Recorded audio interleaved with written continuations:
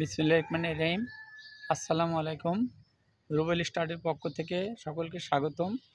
আমি আজকে নেভার যুক্ত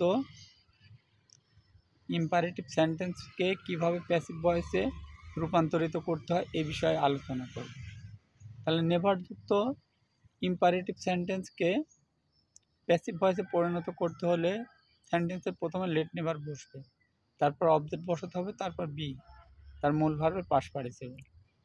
তাহলে গঠন let never plus object plus be plus মূল ভার্ব পাস্ট পার্টিসিপল।